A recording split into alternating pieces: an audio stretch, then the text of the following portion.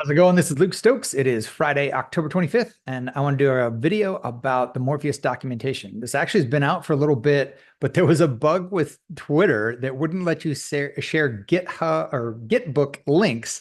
And our team actually reached out to Twitter, or not, I should say team, not team, community members at Morpheus reached out to Twitter, got them to fix the bug, working directly with GitBook, all of that stuff. Hilarious. So anyway, we can now tweet it out. If you follow the Morpheus Twitter account, you've already seen this, but I want to do a little quick video to kind of make it real, like we've been talking about. Sometimes things aren't real unless you see them. So this right here, Morpheus AI.gitbook.io/Morpheus is a phenomenal set of documentation. I have been involved in crypto for almost 12 years now, 11 and a half years. And I've seen all kinds of documentation for different projects. And I have to say, this is one of the best I've ever seen. I'm super impressed with it. I'm just going to run through it really quick, just to kind of, again, give some visualizations to what's out there. A lot of people like to watch videos and not that many people like to read these days. So just want to highlight these 10 values. I think they're super awesome. What is Morpheus? It's open source, it's peer-to-peer, it's public blockchain, it's tokenized ownership, it's permissionless, freedom of access, privacy preserving, freedom of choice and exit, self-sovereign identity, and freedom of association. The future will not be centralized. And in the basics, this is just a community website, just like everything in Morpheus. It's individuals putting out information because there's no team, there's no DAO, there's no foundation, there's no company. It's just excited people doing cool stuff. So this, short answer of what Morpheus is, it's a powerful platform for generative AI applications, similar to how Ethereum is a platform for smart contracts. There's no formal team, no founders, no registered entity. It's just individual open source contributors. It's pretty exciting. There's no token sale, no pre-minted tokens, no exchange listing, a sale thing. It's just a fair launch, which is pretty exciting. So yeah, there was a white paper that was released and it went from there. You can go into more detail about MOR agents. What is that? I did a video on that. The MOR agents 0.0.20 was just released, which you can run locally on your own computer. Ask it all kinds of cool stuff about like token prices. You can do check your rewards, learn about news that's going on in the space. All kinds of new MOR agents are going to be added over time. Really excited about that. If you've got a model, for example, or some information, and you want to make it accessible through an AI agent, check it out. You could actually potentially get some rewards. The launch phases, this is kind of cool. I actually have been around kind of since the beginning, and I didn't know that these were named this way. So I'm actually kind of stoked to see this myself. And I was like, oh yeah, that's what people mean when they say, oh, I'm excited about Homestead. I'm like, what? Oh, now I get it. Homestead is what the phase we're currently in, which is the compute bucket going live. And so actually they've set a date for that. It's coming up in November, which I'm pretty excited about. Testnet is live now. I think they're on version 3 of the testnet. So this kind of explains kind of what is Morpheus doing over time? Like, what are they about? And I'm pretty excited about. I think this is cool to see, what is this project about? What are we actually doing and how are we going to get there?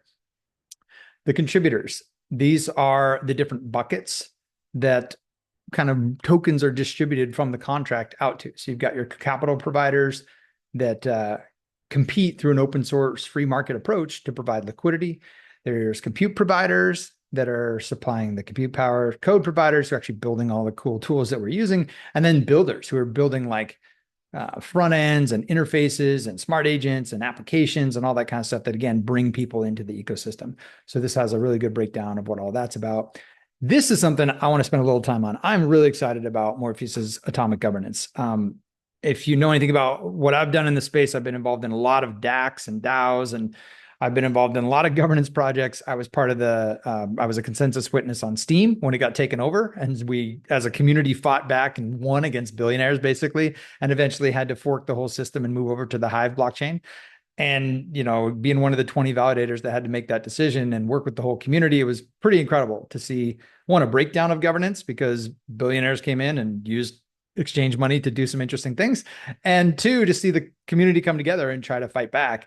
I've been involved in other things like EOStack, building DAC factories and trying to enable more DAOs.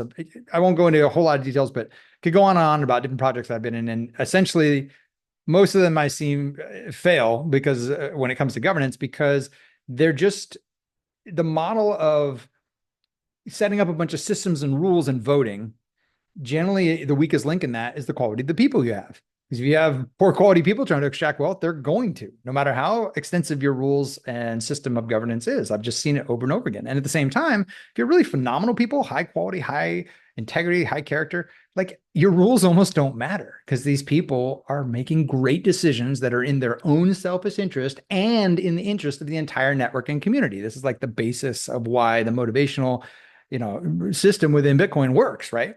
So atomic governance is something that it kind of put a name to these different open source governance systems that work. And it says, hey, there's an open source GitHub repo. Somebody's out there maintaining it. They're making decisions related to that content. They're deciding who is contributing at what level to that content.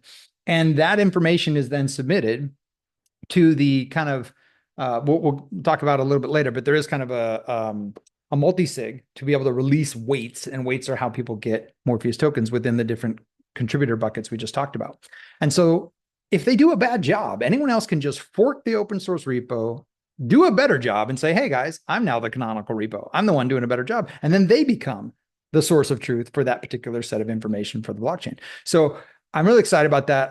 All of that is going to be automated as much as possible in the future, just like the capital contributions is fully automated right now.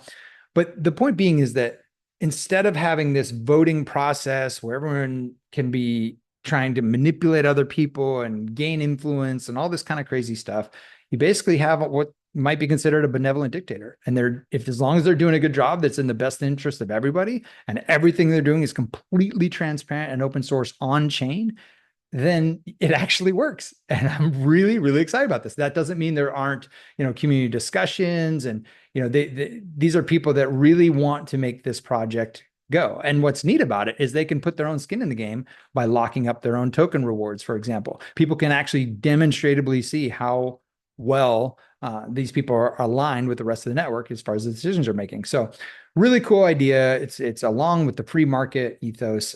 Definitely look into atomic governments a little bit more if you're at all interested in how decisions are made. These are some really cool ideas here that were on the GitHub. Jeff McDonald's another community contributor, did a great job on this.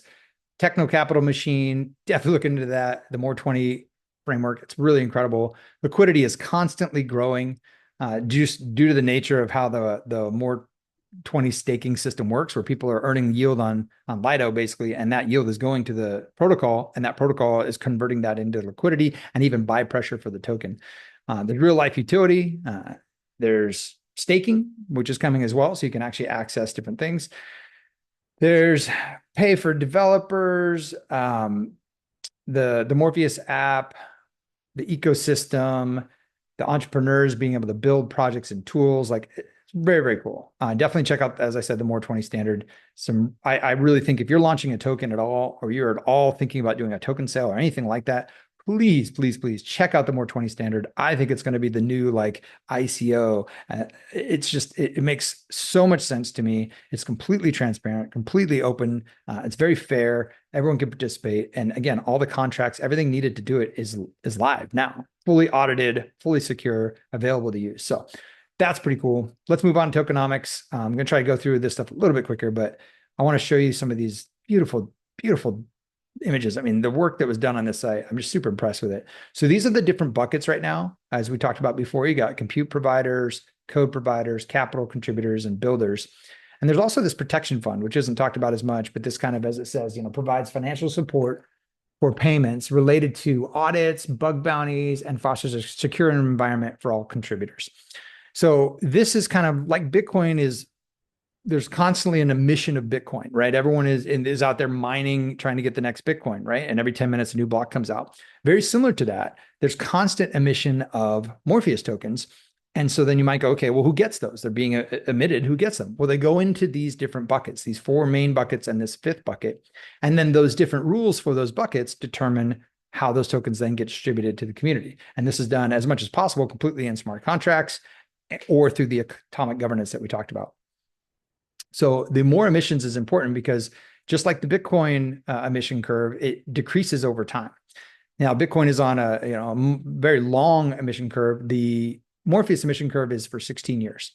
So you can kind of see the reward started at a certain amount and it's decreasing over time. And it set up here, you can kind of look at how it's going in the different proportions.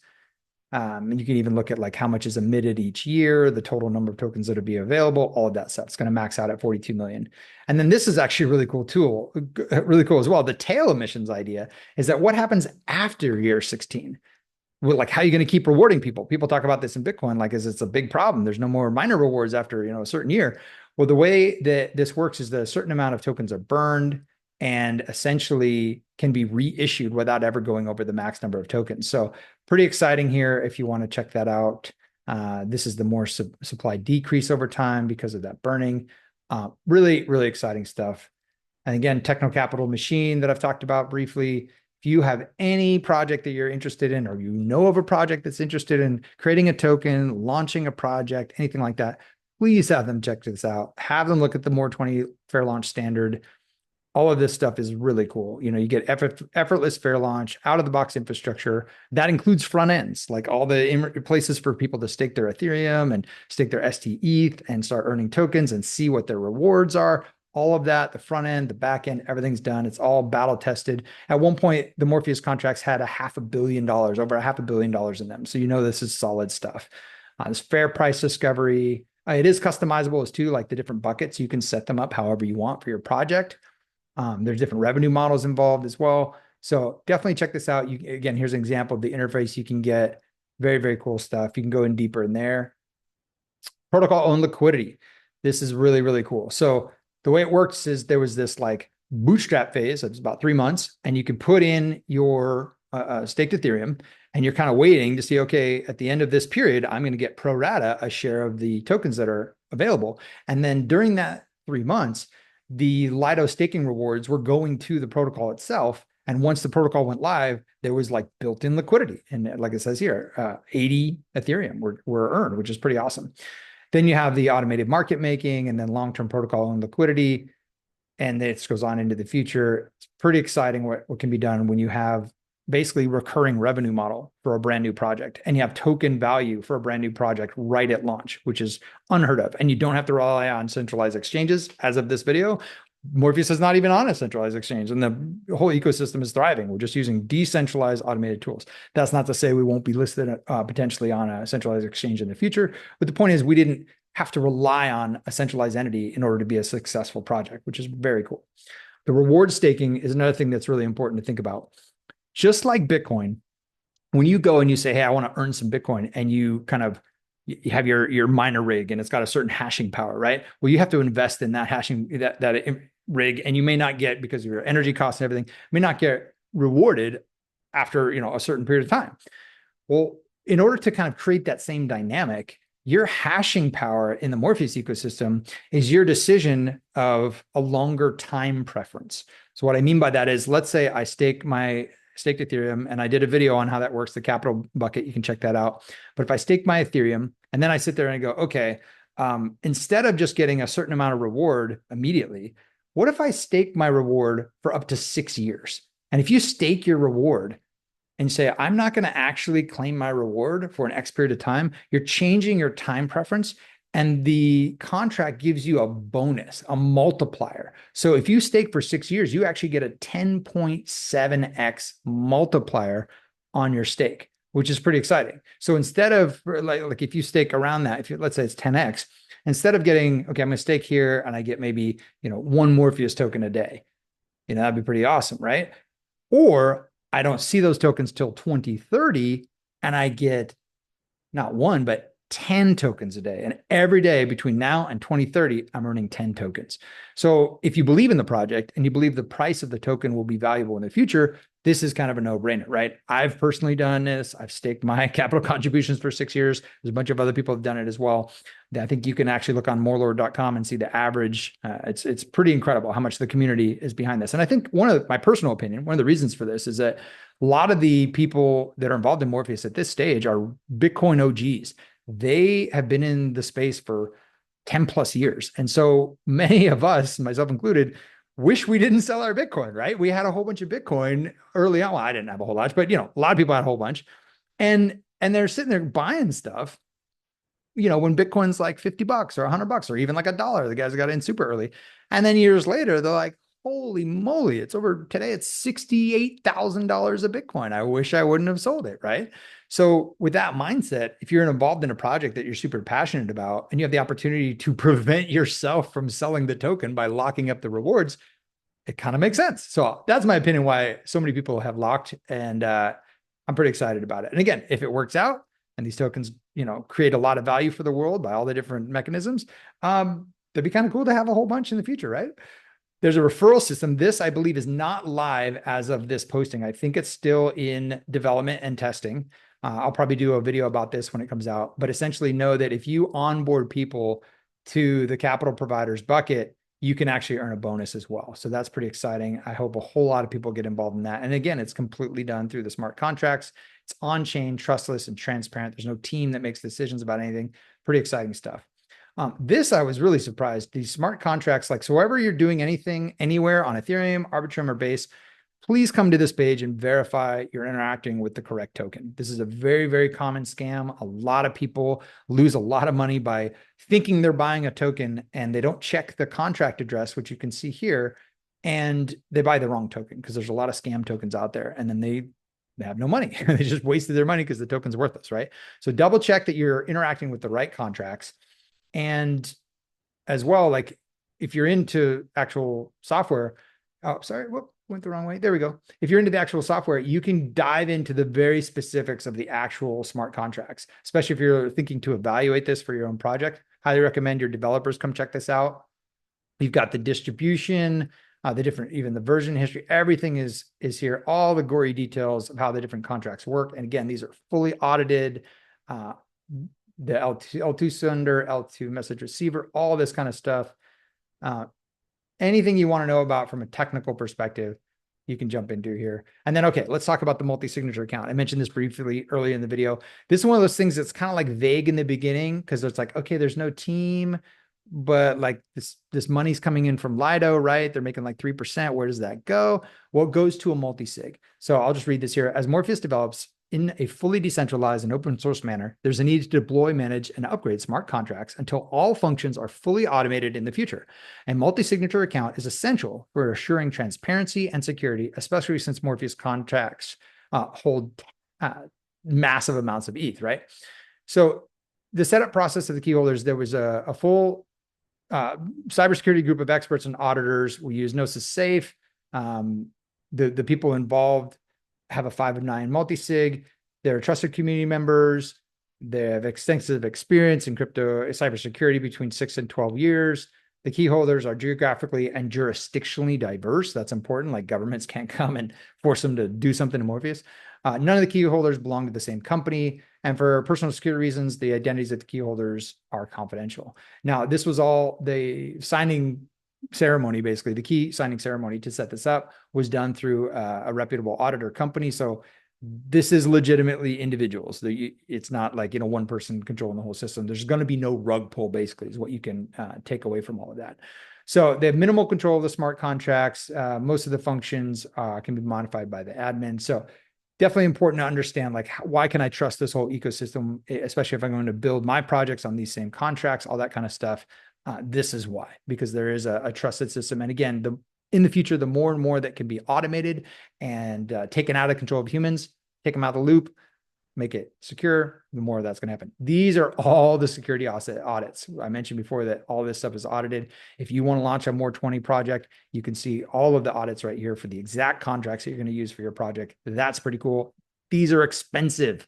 Audits are very expensive. So if you know anything about the crypto space and even just the time lag to get these done, sometimes during bull markets, the auditing companies are swamped and they won't actually do an audit for you because they're just too busy doing other projects. So this is very, very cool. You get to use this if you're using the MOR 20 standard and those contracts.